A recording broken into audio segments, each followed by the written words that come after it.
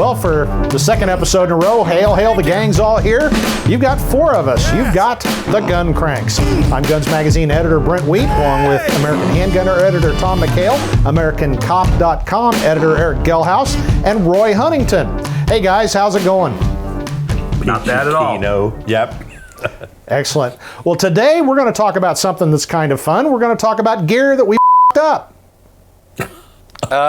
Brent, procedural issue here. I don't think we can say that. Okay. Here we go. Ready? Take two. Hello. Welcome to the Gun Cranks.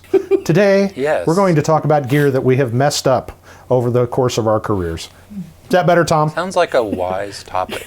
Sundry mistakes we've made through the years. This is going to be a fun topic. Basically, we've all done it. Now, as gun writers, we're violating the code. We're not supposed to admit this, but every one of us have screwed stuff up, you know, and it's not the accident that happens. It's the stuff we willfully said, I ain't going to worry about it. I'll deal with it later. And I think the perfect example, and many people have done this over their careers too, muzzle loaders. I've got a muzzle loader. I have hunted for years with muzzle loaders.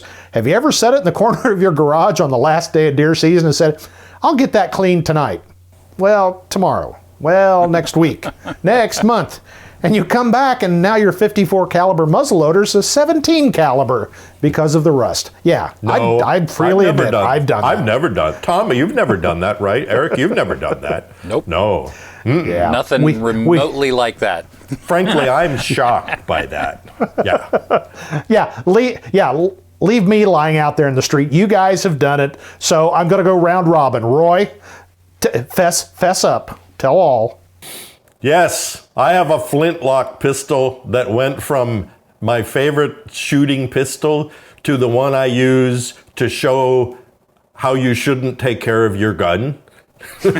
So, with rust and and all that. Yeah, that was an ugly one. And like you say, though, I don't know why you lose your mind. You shoot the gun and you think, okay, I'll clean this, and you put it down in a box, your black powder shooting box, and you put it over here, and then the dog barks, and then your wife wants you to go to the store, and then when you're my age, that means that's gone now from your mind. And like you say, 2-3 weeks later, you think, uh-oh. And the rust has climbed up the side of the box. Yeah, I've done that. So, Tom McHale, I'm sure, well, you may not have. You're rather precise about things, but have you ever messed up stuff? Well, I have never screwed any of my guns up, but I do have a story. Our producer, Nick, I have a story about him. Nick, a long time ago, Nick bought a gunsmith special online, a Walther PPK, an interarms import, and it wouldn't feed right. So Nick decided the way to fix that would be to take his Dremel tool without even, unpinning the barrel from the frame. He said he would take his Dremel tool with that conical orange bit that's kind of like a brick on a stick, and try and flatten out that feed ramp a little bit. I mean, he told me this all secondhand, Nick did, about his Walther, and didn't help. Did not help. And apparently what Nick had to do was take the proverbial box of parts and send it out to the folks at Cylinder and Slide, who, at the time were doing some pretty nifty stuff with old Walthers. And, with the embarrassing note, the mea culpa that says, the guy who owned this before me really screwed up this gun. I'm wondering if you can fix it. So, well, a lot of people don't realize that gunsmiths give their customers Dremel tools with those little orange wheels as Christmas presents. The orange bit or the green bit? Because they're both equally rough, it seems like. So. Yeah, no, that's the Dremel. We always laugh about that. That's the gunsmith's best friend. Well, I don't know if you guys caught on to this. I feel like I should come clean because it probably is not obvious, but it was me, not Nick.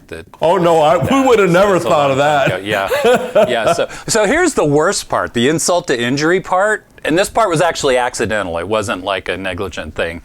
I get this beautiful gun back, restored Walther. It is gorgeous, gorgeous, gorgeous. And within the first couple of months of having it back, I'm shooting at an outdoor range.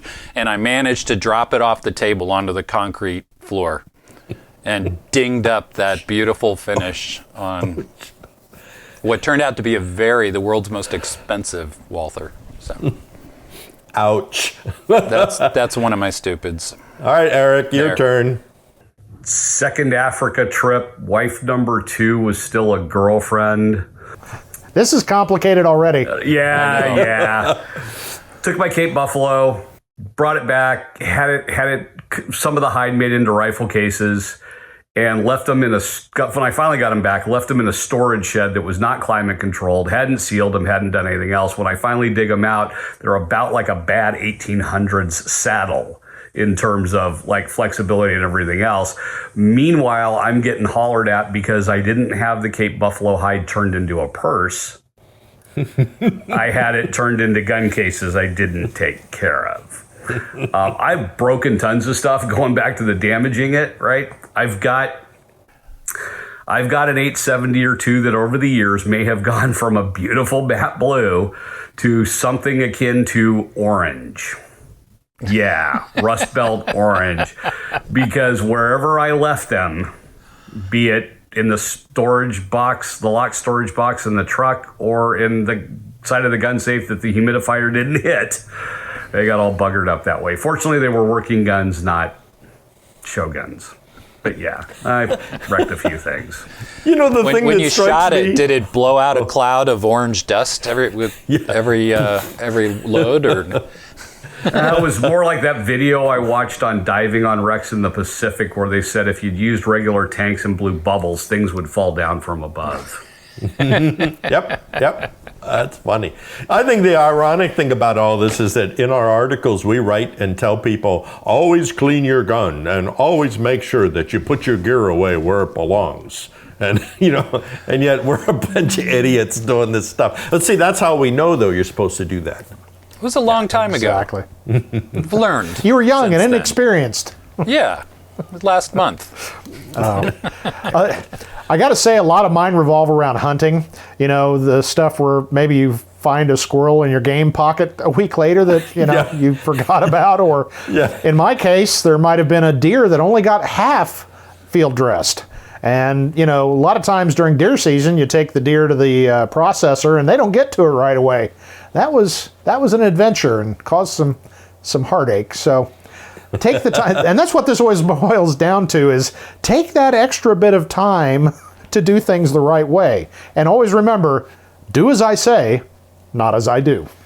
Oh, there's one, we were in Africa, and you know how when you shoot a game animal and then you push him up into that Toyota truck that they have, they don't have winches usually, you do that. So I was trying to push this zebra up in, and it went all completely over me and everything, right? So my shoes, were squeaky because they were full of blood. It was a disgusting thing. Of course, everyone's laughing at me and all that kind of stuff. And so that's fine. So I came back and nobody really knew what to do. So I did mistake number 1, put my shoes in a big, 2-gallon Ziploc baggie.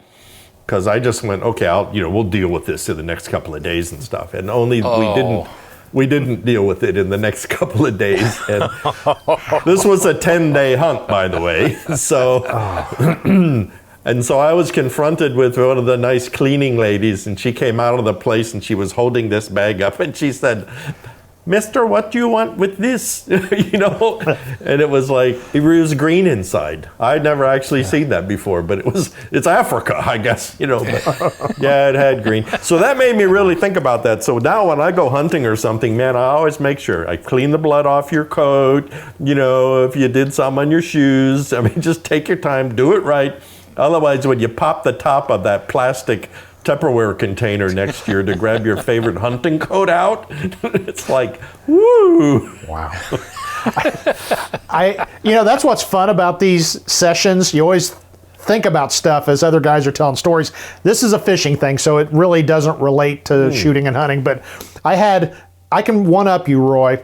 I was cleaning out my mini barn, and I have ammo containers like we all do with all kinds of gear. And I don't know what possessed me, but I put catfish stink bait Oh, in the ammo container. And when I opened it, the funk rushed out. And I screamed, and everybody screamed, and it was horrifying.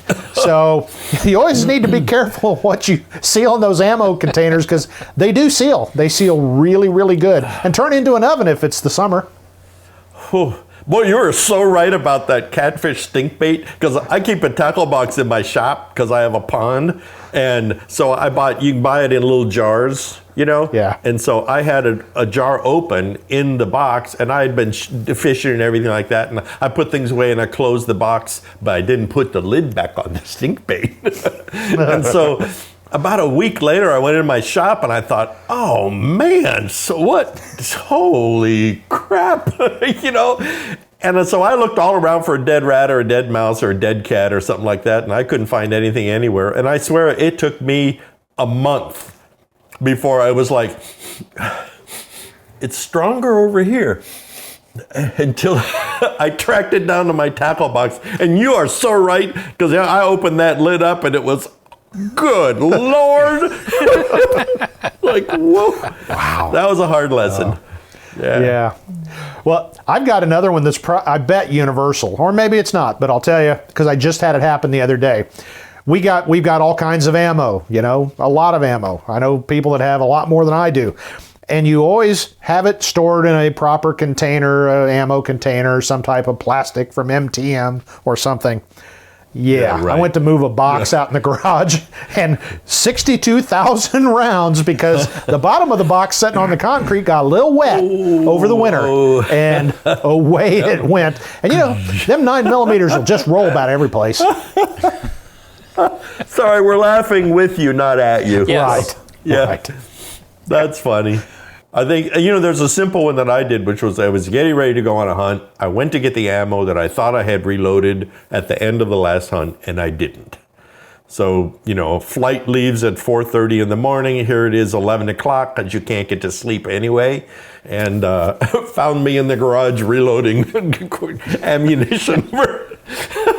I'm an idiot sometimes, I confess. No more so than the rest of us. Yeah. And we share it publicly, though. That's the weird thing. I was going to say, I think we're going to get drummed out of, I don't think any of us belong to any writer organizations anymore, but we're going to get drummed out for breaking the fourth wall, where we take running offhand shots at 500 yards, and our groups are always, a half inch at 100, and, we're not supposed to be talking about this kind of stuff, but I guess that's what makes us different as the gun cranks, right? Yep. I even will admit that I miss the target a lot. And so I've been known to put the wrong kind of ammunition into a gun. And if anybody who's been doing this for any amount of time doesn't ever talk about doing stuff like that, or another one is you go to the range and you take a gun and ammunition and you take the wrong ammunition for the gun. Welcome to our world. Yeah. Shoot the chronograph. I have a hypothetical question for you guys. I'm asking this for a friend. See, this is the episode where I take no personal responsibility for anything. So the question for my friend is, will a .25 caliber air gun slug completely shatter a sliding glass door on ricochet? So this happened to your brother-in-law or something, huh? I think it was, yeah. Yeah. Oh, wow. Based on stories I've heard from coworkers that legitimately aren't mine, they're theirs, I would say yes. Yeah. Because the neat thing about those is a good .25 caliber slug. Hunter's Supply has some awesome airgun slugs, by the way. Nice. And I think these are like 48 grain, so it's like a double 22, basically. They make a wonderful way to cut down pine tree branches that are too high, to reach with the equipment at hand. But sometimes, every now and then, one will kind of bounce right back. And That was an interesting one to explain to my wife. Like, honey, there's a piece of plywood on the sliding glass door on our deck because Your neighbor's shop. because I was pruning trees. I was doing yard work for you. The way only a gun crank can prune a tree. That's right. I know we're going long, and our producer Nick is losing his mind, but I actually we could end this on a serious note and throw this out to the guys, especially Eric, is the whole idea that there is value in this, because one of the things I've always judged an instructor by is if he can tell the times he's made a mistake and screwed it up but survived, that's a guy I want to listen to, because the ones that say I've always done it perfect and I've always hit the X ring and, follow me boys because I've done everything right, the guy's a liar, straight up liar. The guys I worked for in the military and the guys I worked for in the cop world who could put their arm around your shoulder and go, Junior, the reason you just got yelled at was because I bleep that up myself when I was your age, your position, right, your role. That's why I'm telling you. Exactly. So that's our actual serious important tip, our takeaway from this episode of the Gun Crank. So make sure you check out gunsmagazine.com, americanhandgunner.com, our special interest publications you can get to through those websites, americancop.com, and the Guns Magazine podcast. And of course, you're watching Gun Cranks, but we're also available as an audio podcast if you're busy doing surgery or mowing the yard or something and you don't really want to be watching your phone. So anyway, we'll wrap it up here, and we'll see you next week on the Gun Cranks. On behalf of Roy Huntington, Erick Gelhaus, and Tom McHale, I'm Brent Wheat, and we'll see you next time.